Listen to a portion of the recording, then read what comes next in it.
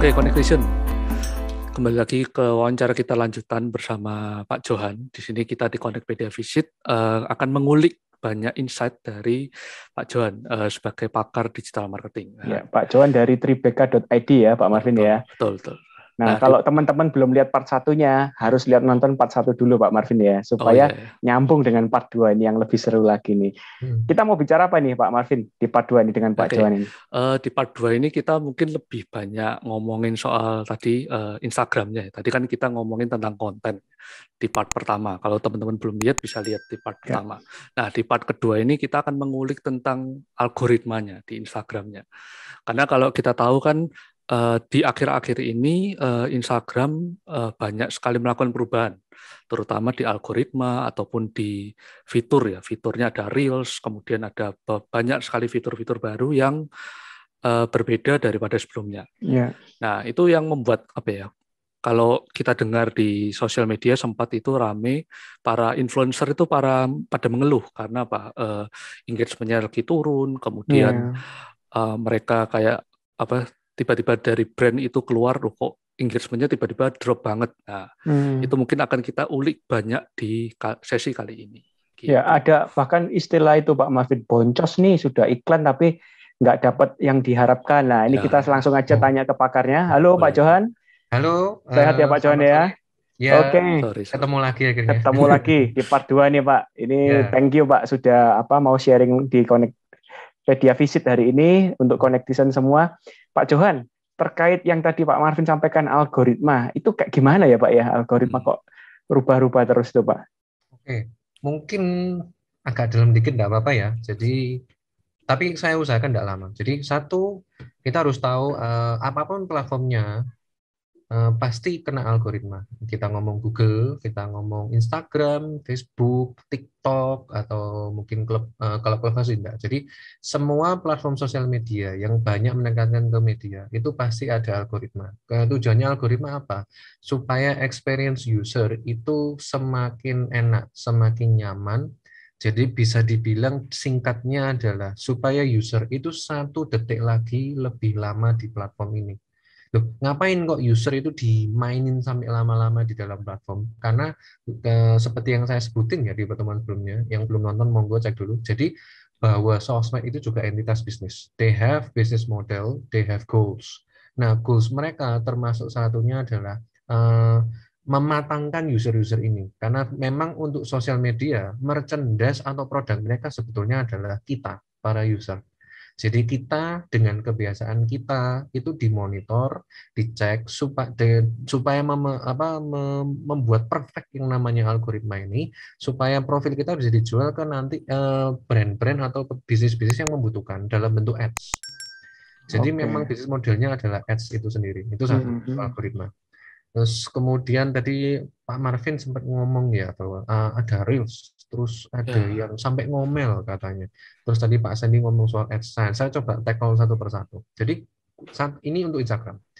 Satu, bahwa dalam 2021 ini perubahan terbesar pertama adalah ketika Instagram mulai nge-shuffle ulang yang namanya prioritas atau penilaian poin performa sebuah konten. Dulu, like, komen, DM, dan share. Saya ulangi, like, komen, DM, atau share, dan bookmark. Dulu setara. Dulu anggap aja, for the sake of contoh kita, dulu anggap aja skornya itu sama-sama 10 untuk setiap ini. Jadi kalau Pak Sandi nge-like foto saya, sementara Pak Marvin komen foto saya, maka saya dapat skor 10 tambah 10. Ini bukan nilai bukan nilai pasti, karena sampai sekarang algoritma tidak akan pernah memberikan berapa bobot skornya. Nah, per 2021 Instagram menyatakan bahwa like dan komen prioritasnya akan dikecilkan. Skornya tidak akan setara dengan DM atau share dan bookmark. Jadi, bagi teman-teman yang biasanya banyak yang di-like, banyak yang di-komen, jangan senang dulu, Pak ya. Nah, itu nilainya tidak sebagus itu. Seberapa ya? Itu mungkin jadi faktor kenapa kok memang lebih berat lagi persaingannya. Nah, itu satu. Terus kemudian khusus untuk Juni ke Juli, rekan-rekan yang main Instagram pasti kenal yang namanya Instagram Reels. Jadi kalau di Instagram Reels, singkat cerita kalau nggak ngerti apa, seperti TikTok. Jadi video dengan durasi pendek, bentuknya adalah vertikal, goalnya adalah berkonten tetap. Nah, yang menarik di Juli, pemimpinnya dari Instagram menyatakan bahwa ya Instagram kita akan pelan-pelan berubah menjadi platform video. Statement ini kemudian berbanding lurus dengan beberapa influencer yang menyatakan selama Juli performa mereka, insight mereka di Instagram itu turun drastis. Yang kemudian beberapa dari influencer yang ngomel itu kan kita tahu orang ada macam-macam ya, ada yang ngomel dulu, ada yang langsung mencoba. Nah, rekan-rekan yang mencoba untuk Reels itu menyadari bahwa insight Reels-nya bagus banget.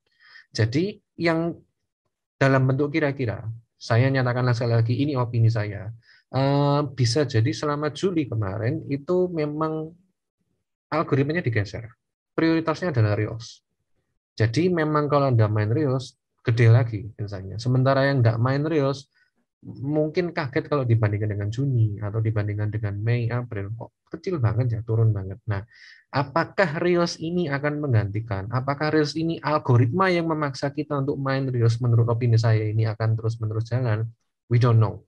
Karena bagi teman-teman yang biasa main di Instagram, kita tahu satu hal. Algoritma bisa berubah sewaktu-waktu. Kalau berubah Instagram terutama, implementasinya adalah immediately, langsung jalan. Jadi Juli mungkin main di Reels, kita tidak tahu apakah feedback dari para influencer membantu mempengaruhi Instagram atau memang dari awal punya plan bahwa ini sementara. Tapi saran saya bagi teman-teman yang merasa bahwa ini turun, there's only one way you can do. Keep posting, keep making content. Tapi gunakan semaksimal mungkin semua platform, semua fasilitas platform yang ada. Sekarang ada Reels, coba buatlah Reels. Saya bisanya cuman foto, Pak. Saya bisanya cuman gambar, mungkin karena komikus atau apa. Nggak apa-apa, keep posting. Tapi try to find out how you can present them even on Reels. Karena goalnya adalah tetap monitor, tetap cek insight. Jadi kita harus tahu mana yang bagus, mana yang tidak. Karena Reels-nya bagus, tidak permanen bagus loh. Kalau nanti algoritmanya dinormalkan lagi, ya udah terpaksa harus kembali ke posting dan sebagainya. Kita sebagai user goal-nya adalah tetap berkarya, tetap main di medianya, tetap berinteraksi sosial. Ini juga sekaligus saya mengingatkan satu hal. Ini very old banget dari sejak saya dari Lunaria Studio. Performa, tingkat tolak ukur di sosmed, terutama ke Instagram, itu selalu diinteraksi. Like, comment, DM. Jadi jangan pernah percaya yang namanya jumlah follower menentukan. Tidak pernah sekalipun dalam Instagram menyatakan bahwa jumlah follower menentukan. Ya, itu terakhir mungkin dari Pak Sandy ngomong soal ads. Nah, ads ini gimana nih Pak? Saya sampai boncos dan sebagainya. Nah, mungkin kalau dari saya berikan sedikit kode saja. Sebenarnya ketika sampai dengan Juli ini, itu tidak ada news yang related dengan algoritma ads. Tapi perlu kita setuju satu hal. Memang dari awal, Instagram ads itu kan berarti kan ke Facebook, businessfacebook.com, which is berarti kan Facebook ads. Itu sesuatu hal yang cukup kompleks. Dan memang goal-nya adalah semua ads ya, termasuk Google. Goal-nya ads itu satu, Anda harus punya profil data ads yang matang. Bagi teman-teman yang baru nyemplung ke ads, memang Anda harus sadar bahwa profil data Anda belum ada. Jadi otomatis pasti hit or miss. Nah, ketika hit itu harus Anda olah terus, Anda harus mainkan terus supaya data itu tetap matang. Selama data Anda matang dan berhasil hit, maka profil ads Anda pasti bagus, nggak mungkin boncos. Tetapi kalau Anda tidak bisa mempertahankannya, jadi bisa jadi Anda pasang ads nih, settingannya A, dan ternyata tidak menghasilkan. Nah, itu Anda harus ubah, harus bikin settingan baru, settingan B. Kalau Anda pertahankan settingan A dengan berharap bahwa suatu saat itu akan bagus, nah itu tanda tanya besar, yakin lah.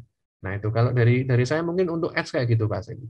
Jadi jangan bingung soal boncosnya, tapi bingunglah soal settingan Anda dan konsistensi Anda untuk mengolah ads ini. Terus belajar dengan data yang lama dijadikan pijakan untuk strategi ads berikutnya ya Pak. Artinya kan ada evaluasi kontinu ya. Yes. Ads itu kayak kalau teman-teman di Connectpedia ada yang main di big data atau ada main di data mining atau yang memang expert khusus di ads pasti mengatakan hal yang sama. Datanya diolah Pak, jangan dianggurin. Kayak gitu. Oke. Ya, Pak Marvin, silakan Pak. Ini ada pertanyaan lagi dari Pak Marvin kelihatannya ini Pak. Iya ya, ini menarik ya kalau ngomongin algoritma yang baru ini kan istilahnya membuat pusing kita sebagai para pebisnis juga, kita sebagai orang-orang yang menjalankan bisnis dan memiliki konten di sosial media jadi bingung. Nah, mungkin ada sedikit kayak tips tuh mungkin yang kira-kira ini kan shiftingnya cepat sekali nih dari foto tiba-tiba ke video, dan ya kita tahu kalau Reels videonya naik banget kan secara insight. Tapi mungkin kalau teman-teman di sini ada yang bingung atau ada yang kesulitan, nah mungkin ada tips sedikit kira-kira dari Pak Johan. Kira-kira dalam menghadapi algoritma yang berubah seperti ini, enaknya saya sebagai pebisnis, apalagi pebisnis yang masih growing, masih kecil, itu gimana menghadapinya? Nah, mungkin memang saya belum bisa memberikan tips yang general semua bisa memakai dan pasti berhasil. Tapi saya coba kasih beberapa sudut pandang. Yang satu, tidak dipungkiri Pak Sandy dan Pak Marvin, selama saya dari studio pun, memang rekan-rekan dengan brand masing-masing kita harus tahu bahwa sebenarnya goal masing-masing brand adalah untuk mengolah brandnya, gedein brandnya. Sosmed, ads itu adalah salah satu komponen dari yang namanya marketing. Dalam hal ini adalah digital marketing. Kalau beberapa rekan dari brand itu memang mengakui ketika pertama kali kontak masih ngomongnya, saya nggak punya resource Pak. Nggak punya resource itu bisa jadi waktu ataupun tenaga untuk memainkan yang namanya sosial media ini. Nah, itu menurut saya adalah fair. Jadi fair-fair aja kalau memang Anda merasa tidak punya, tapi Anda juga harus tahu bahwa dalam berbisnis, Pak Sandy pasti juga dalam expertnya pasti mungkin menyetujui hal ini, bahwa proses marketing itu juga bagian dari bisnis Anda. Jadi memang you have to spend some resource untuk mengerti dan mengenal hal ini. Nah, itu konsisten ya Pak artinya ya. Artinya walau resource-nya masih kecil tapi itu harus terus continue gitu ya Pak. Ya, jadi you have to start somewhere. Yang pertama start dulu. Once you have start, memang baru ke Pak Sandy bilang, itu adalah konsisten. Anda harus tahu bahwa konsistensinya itu memang bervariasi dari masing-masing rekan-rekan. Ada yang bisa tiap hari posting, ada yang bisanya cuma nunggu weekend. Nah, tapi dalam artian, we have to know our goals and then the progress. Nah, mungkin baru kemudian saya masuk ke spesifik sosmednya. Satu yang bisa saya omongkan adalah bahwa saat ini sosmednya sudah banyak. Tinggal kalau rekan-rekan siap, rekan-rekan harus tahu bahwa di Indonesia pun sosmed itu tidak terbagi berdasarkan mereknya aja, Facebook, Instagram, TikTok. Tapi Anda juga harus tahu bahwa ternyata mereka punya target demografi tersendiri yang dibentuk di Indonesia. Ambil contoh, Facebook. Facebook itu among the oldest dan earliest adopternya kemungkinan besar adalah di umur saya, Pak Sandy, di umur 30-35. Itu yang paling muda ya Pak ya? Yang paling terakhir. Latest, bukan latest. Ya, yang paling muda. Artinya, kalau target pasar Anda adalah yang sekarang katanya ngomongnya itu Gen Z, 24, 20, maka Anda jangan spend resource ke Facebook. Karena kecil, jadi bukan tidak ada ya. Mungkin mereka punya, tapi by demografi, large datanya ngomong kebanyakan sudah ada yang bikin Facebook untuk umur segitu. Nah, jadi alokasikan resource Anda ke platform yang tepat. Akhirnya kan kembali ke yang saya omongkan di yang di konten sebelumnya, bahwa memang satu, Anda kenali brand identitas Anda. Kedua, Anda harus kenali target market Anda, karena itu sangat ngefek ke strategi Anda. Mau kemana? Ngomong apa? Di platform mana? Nah, itu. Kemudian kedua, kalau dibilang tadi Pak Marvin ngomong brand mungkin bilang, Pak itu Reels tuh baru Pak, kita mungkin belum bisa Pak main ke situ. Itu sebetulnya memang itu adalah opsi ya, karena memang sebenarnya gini, definisi sosial media sendiri adalah untuk bersosialisasi menggunakan media. Dan mungkin kita harus setuju Pak Sandy, tidak semua brand mau untuk melakukan ini. Karena mereka punya goal-nya sendiri. Biasanya fokus pada konversi penjualan ya Pak kalau nah, apalagi konversi penjualan. Berarti kan mulai ngomong funneling. Sosmed kalau di funneling itu berarti di proses awareness paling kuatnya. Paling kuatnya di proses awareness. Dan memang dalam peruntukannya at least until now ya, itu sebenarnya tidak ke konversi. Tapi I have good news. Per Juli, jadi kan memang dari kita Tribeka pun kan juga harus meriset nih. Nah, per Juli itu kita mencoba melihat riset dari masing-masing platform. Ini mungkin juga bisa jadi bahan ya kalau kita ada opportunity lagi. Itu ada calon tren ke depan yang namanya itu social commerce. Apa sih yang disebut dengan social commerce itu? Kalau di Instagram namanya Instagram shopping. Instagram Shop. Nah, maksudnya apa? TikTok itu kalau tidak salah melakukan uji coba prototipe. Nah, dalam artian prototipe itu berarti belum tentu semua user dapat. Itu live shopping. Live Ya, shopping ada yang live biasanya shopping. kita tahu di Shopee itu loh, Pak Sandy. Ya, Nah, jadi sambil kayak sambil kayak live home kayak gini. shopping ya. YouTube itu ternyata prototyping live shopping per bulan Juli ini. Jadi mereka ya sudah arahnya bukan sosial media lagi, tapi sosial commerce tadi ya Pak, ada komersialnya ya. Social commerce ini berarti kalau dalam funneling ada kemungkinan ke belakangnya sosial media tidak berhenti di awareness, tapi memang dia mencoba menciptakan ekosistem di mana sampai conversion tetap di sosial media. Apakah benar begitu? Akankah begitu? Pastikah begitu? Nah, ini mungkin kalau kita sebagai kalau di media ngomongnya stay tune aja ya, kita tunggu konten berikutnya di Connectpedia mungkin. Wah ya, tunggu part 3-nya, part 4-nya Pak Johan ini. Oke, luar biasa. Connectizen kalau mendapat manfaat luar biasa ya dari talkshow singkat ini dengan Pak Johan dari tribeka.id. Nah, teman-teman bisa kontak lebih lanjut ya. Pak Johan, apakah bisa Pak disampaikan ke Connectizen nomor kontak Bapak atau Instagram atau website Bapak? Silakan Pak Johan. Buat teman-teman yang mau kenal Bapak lebih dekat nih. Siap. Untuk direct contact bisa langsung ke nomor WhatsApp di 081 2320 9299. Untuk platform kita di sosmed juga ada, tentunya di Instagram paling gampang itu di tribeka.id, dan di website kita juga ada di tribeka.id. Tribeka menggunakan huruf C. Nah, bagi teman-teman yang ingin TRIBECA ya Pak, TRIBECA ya. TRIBECA. Mungkin terakhir bagi teman-teman yang memang kita tahu ya topik sosmed, topik digital marketing ini kan bisa jadi cukup dalam dan spesifik. Artinya setiap brand punya kepentingannya yang spesifik. Bisa coba untuk langsung direct kontak ke WhatsApp kita untuk segera kita diskusikan apa sih yang jadi core problem, solusinya gimana sih, mulai dari mana sih. Nah, ayo bisa kita mulai dari situ. Jadi Pak Johan fokus ke manage Instagram marketing ya Pak Johan ya di Tribeka, atau mungkin ada layanan service di itu Pak di line yang Instagram. Pak Johan bisa sedikit sharingkan ke Connectizen scope service dari Tribeka ini sejauh mana Pak untuk membantu klien-klien Bapak Pak. Silakan. Oke, jadi kalau di tribeka.id, basically kita itu mainnya full ke digital marketing. Jadi yang disebut dengan digital marketing seperti apa? Jadi semua proses aktivasi brand apapun, buat event, giveaway, atau kemudian kita mau bikin event jangka panjang, event yang kolaborasi dengan user lain, membuat acara sampai ke proses manual kayak pameran, non-digital kayak pameran mungkin, apapun itu kita bisa mulai. Platformnya juga fleksibel. Apakah Anda mau di sosmed yang mana yang Anda mau? Apakah Anda mau berkontak dengan influencer? Atau mungkin Anda mau main ke tools powerful-nya platform digital yaitu ads? Kita siap membantu. Kira-kira kayak begitu. Oke, jadi one stop solution ya Pak untuk kebutuhan digital marketing para pebisnis ya Pak? Yes. Oke, Pak Marvin, silakan ada lagi barangkali yang ditanyakan ke Pak Johan. Wah, ini kalau ditanyakan terus kayaknya nggak habis-habis nih. Kita bisa berapa? Jual tiket. Iya, ini harus ada tiketing ini kalau dilanjutkan terus ya Pak Marvin ya. Betul. Kita perlu ada part-part berikutnya supaya lebih singkat, lebih enak tapi Connectizen ini merupakan salah satu insight yang sangat bagus ya. Kita tahu bahwa ada tools baru yang dari Instagram maupun dari sosial media lain yang betul-betul bisa mengencourage bisnis kita untuk lebih besar lagi. Nah, terima kasih juga atas jawaban-jawaban dari yang insightful dari Pak Johan yang telah banyak memberikan masukan bagi para Connectizen di sini supaya bisa bisnisnya semakin berkembang. Nah, terima kasih.